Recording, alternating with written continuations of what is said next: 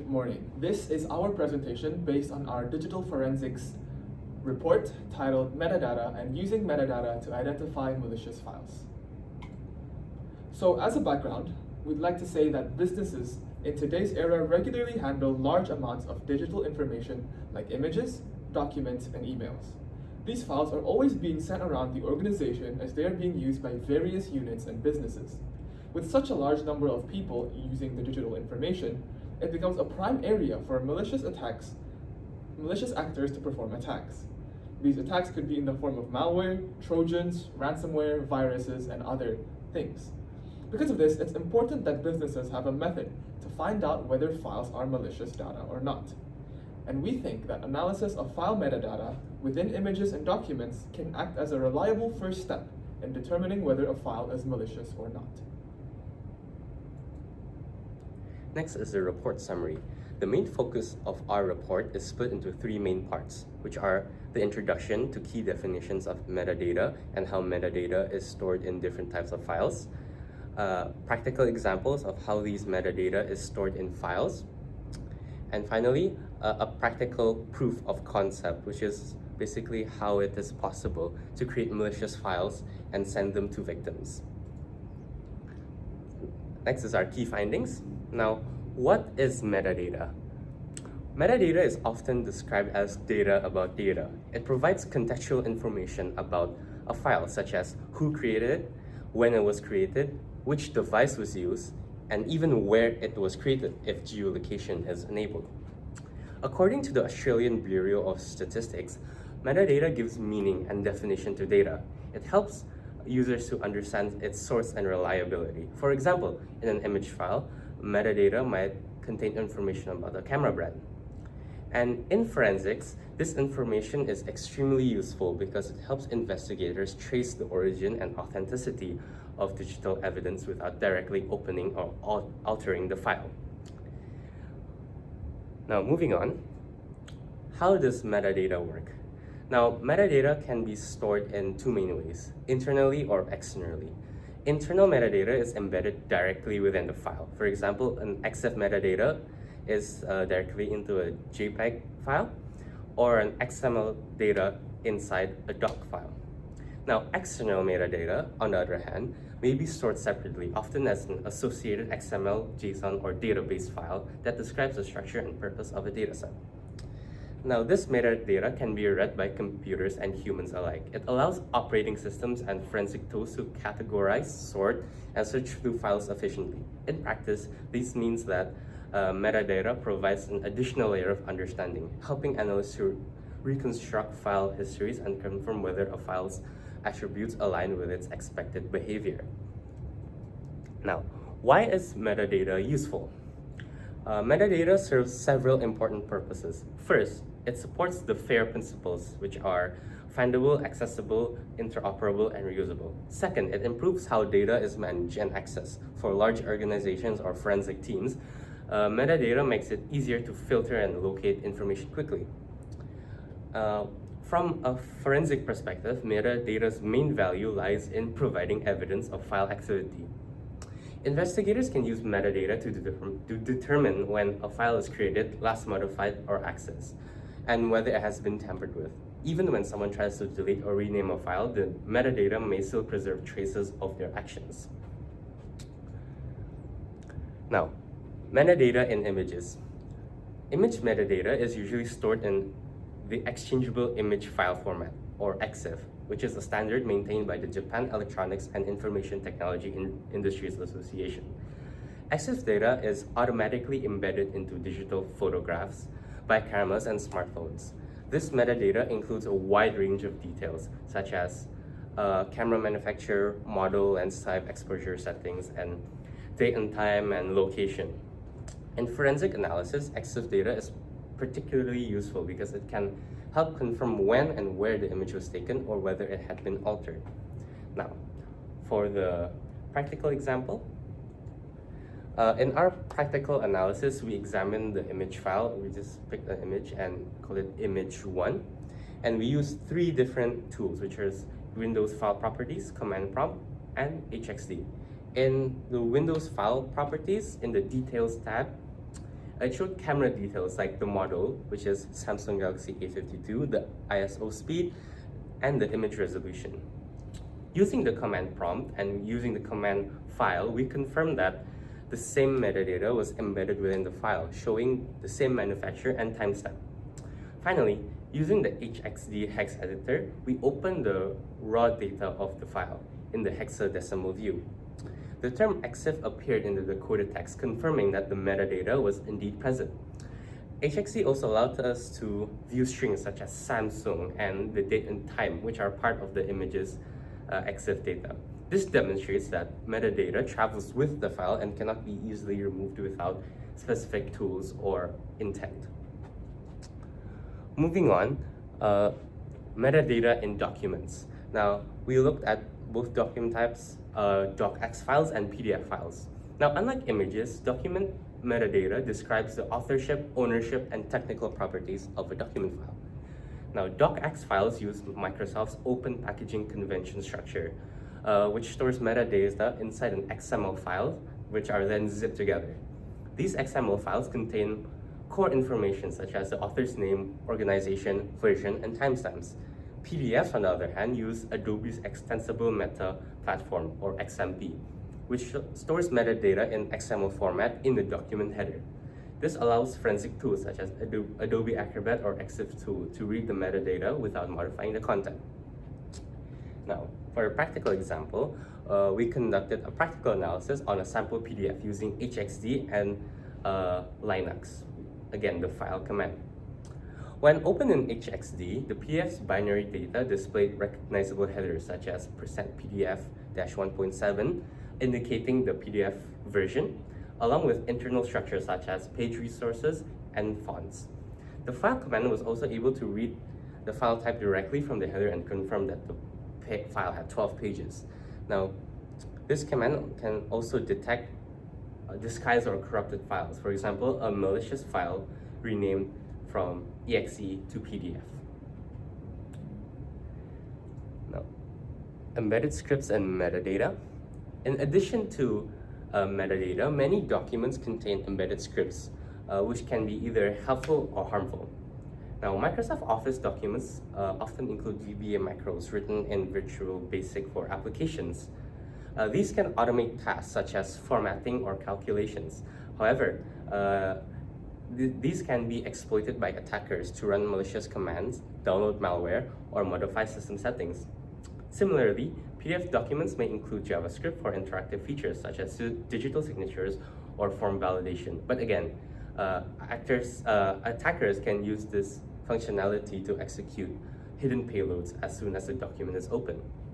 Now, for example, to explain how macros work, we created a simple Word document that says, hello, this executable just ran, and then launch a calculator application. Now, while this is harmless, this demonstrates that when you open a file, macros can initiate the code to run without any human interaction, opening up an executable file, which is like the auto open command or the after the document open command.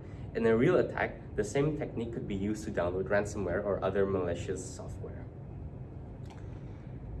And here are just some tools for script analysis, which is EXIF tool for images, HXD, which can locate EXIF or XMP tags, PDF ID and Olive VA to analyze PDFs and Office documents, and OLED, which detects VBA streams and malicious macros in OLE files. So a part of our research also involves finding ways to do practical demonstrations that shows embedding scripts and malware. So we did these proof of concepts, two things. First, we did embedding scripts in Word documents where we used macros and made an executable to run while opening the Word document. And we also did disguising malware as images where we created an executable file and then we disguised that into a harmless PNG file, or seemingly harmless. So let's start with the first one, which is embedding scripts in Word documents. So the tools that we used was first Microsoft Word combined with its macros feature. We use these tools to create the scripts itself and have the executable file. And then to analyze the metadata and analyze the executable files, we used HXD and OLEDump. So the first part is creating the file itself. What we did was first we created a new Word document. This Word document acts as the base where the files and the scripts are going to be injected into.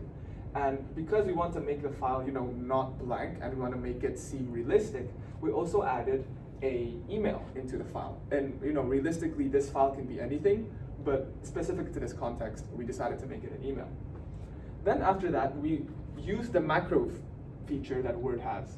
And as you can see, once we do click the macros, we're going to be opened with a Visual Basic window. This is where we're going to type up our script. So using this window, we have written up an executable script, a very simple one, that simply displays a message box that says hello, and a payload which runs chrome.exe. So realistically, in an actual malicious circumstance, this is exactly where the malicious script is going to be injected. Attackers are going to add malware script that does things like download malicious files from FTPs, ruin the integrity of the computer, run random files, delete files. All of that is going to be done here. Now, for our case, we're obviously not going to do that, but this becomes a proof of concept that it is possible. And once we ran these results, we can see here that we have the document open, and you can see that there is indeed a message box that runs, and Chrome is just open over here. Now, the thing with macros is that there are limitations to it, as previously mentioned. For example, downloaded files from the internet that contain macros are always going to be opened on protected view, which means the macros are disabled and users are not going to be able to use the scripts. So the only way to get rid of this is by clicking the enable editing, which allows the macros to run. And these limitations you will see in the future is exactly what is going to be overcome using social engineering methods once the malicious file is delivered. And I'll show that right now. This is the next part, sending and detecting the malware. So this image here shows a sample email of sending the file. As you can see, there's a lot of urgency common with phishing emails. Start from the subject, and this is the file itself. I don't know if you can see, but it says urgent email 1.docm. Now this extension is interesting because the regular docx extension is not going to work for macros, which is why we need to show it as docm. Moreover, there's also a lot of incentives to open the file contained within the email, which is also, because exactly what the attacker needs. The attacker needs the victim to open the file and enable macros, as you can see here. Click on enable editing. Now these patterns of phishing is exactly what, these patterns of social engineering is exactly what's needed in order for this macro attack to work. Now let's say that the user has downloaded the file and they want to know whether the file is malicious or not. We can use multiple tools here. First, we're using the hex dump from HXD, and we can see, let's go back.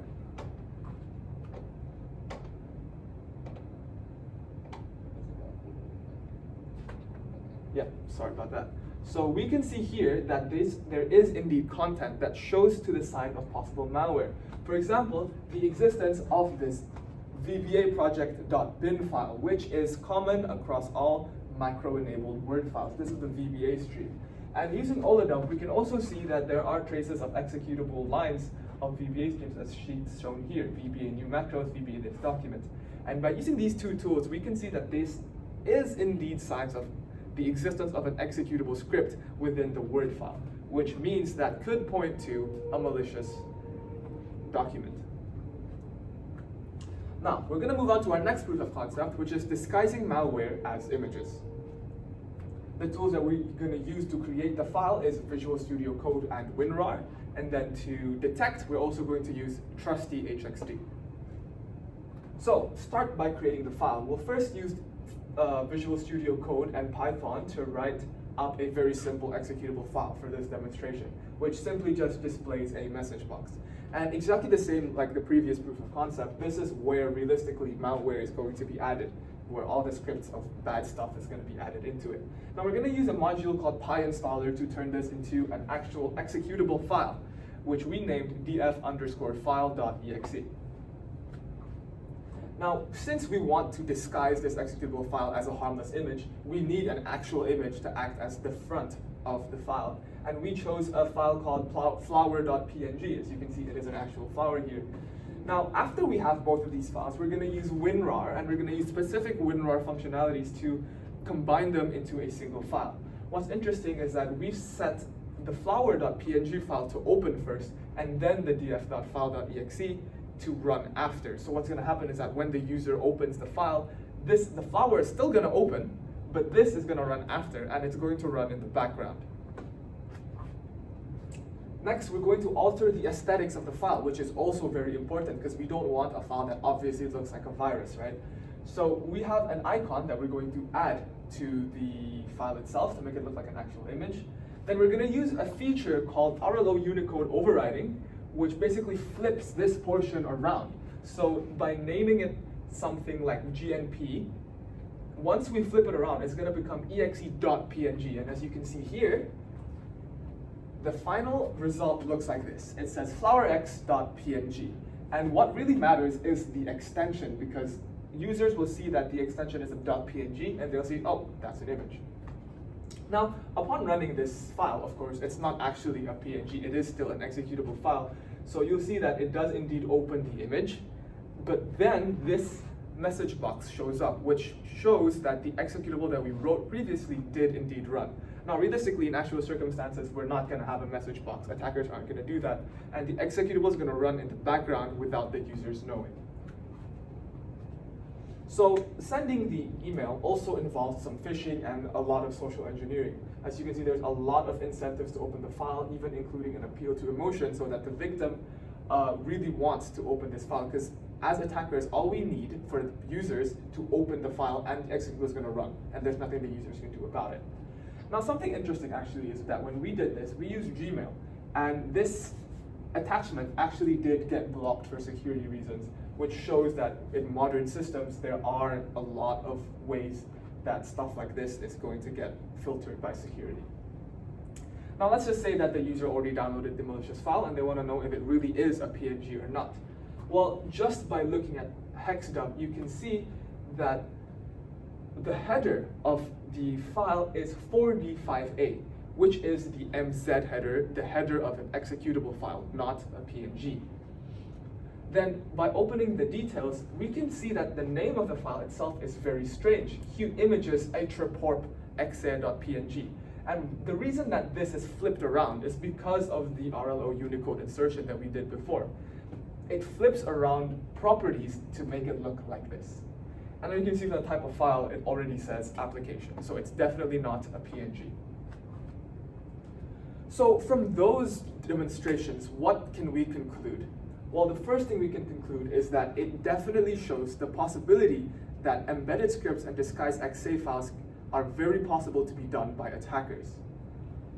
And the code shown in demonstration can, in theory, be replaced with any malware script there is. When we did it, we only did very simple message boxes, but we showed that it did indeed run. Now, it is really easy to create malicious files, but it's also just as easy to detect these files. First of all, we could use the tools that we showed, like HXD, OLEDump, file properties, to look for signs of executables and malicious files, that like VBA streams, MZ headers, and executable file details. Now, with all things considered, it is very possible that these metadata-based methods of malware detection could be fooled with more advanced attacks.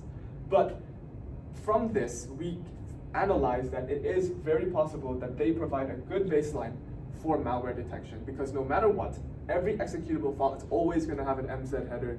All macros will always have a VBA stream. So as long as those methods are what's being used by the attackers, it'll always be possible to detect them. Now, what can we reflect on from all our research and all our demonstrations? Now, what we can reflect on is that organizations deal with many digital files every day. Many employees access files, many employees create files, and many employees download files on a daily basis. And each metadata can reveal important details or hide harmful content. Now, to stay safe, companies should make metadata checking part of their regular security routine, which is what the examples of what should be done.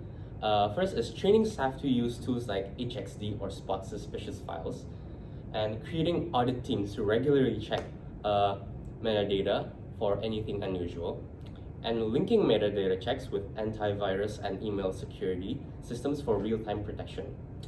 Overall, metadata might seem just pretty simple, as it's just at the end of the day information, but this is information that is very crucial and very important for not only companies but individuals and also digital forensics or investigators. And with things such as macros, which can be used for very malicious intent, it is important to keep a high security against these features. Thank you. Thank you very much.